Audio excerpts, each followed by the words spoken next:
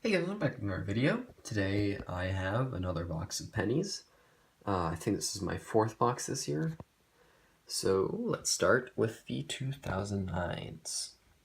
So there are only 4 today, not too much. 3 birth and early childhood, and 1 formative years. Normally you see the most of the professional life, but those were not present today. As for the Canadians, there were 14.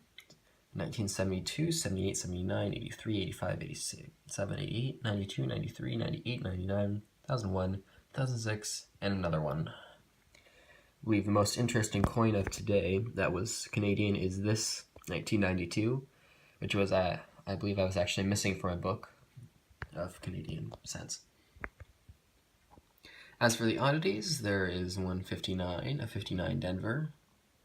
This is, I believe, a 1981. It's quite mangled. There's this one, which I'm not exactly sure how this was done to it, but it's clearly a zinc penny and it's heavily corroded, but in a very unique way. This is also a uniquely damaged penny. It is quite slick to touch. It's almost as if it was like covered in resin and then sanded down. And then this one is sort of bubbled up on the plating of copper. Another thing that I'm not really sure how it arises, but I suspect it's a mint error. And we have a dime. These were customer wraps, so people are liable to make mistakes like this. Very much understandable with a dime that is as dark as this. We also have, probably the most interesting coin of today, a coin from Thailand, which is 50 baht. I don't really know how to pronounce that, but I've never seen a coin from Thailand before. I had to look up how the heck to read the coin.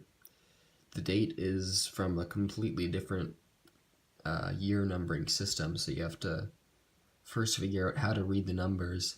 And then you have to figure out, like, you have to subtract 543 from the number or something. But anyways, that came out to being 2010, so not very old at all.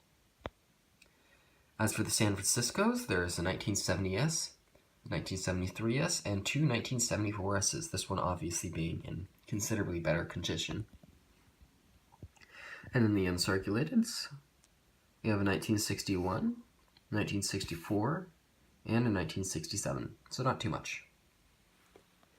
As for the wheats, this is, I think, my worst box for wheats, save for one which was just entirely 2016s or something.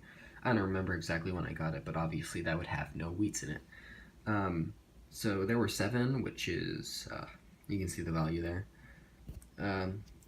There's a 5070, 5060, 52, which seems to have been in a parking lot at some point.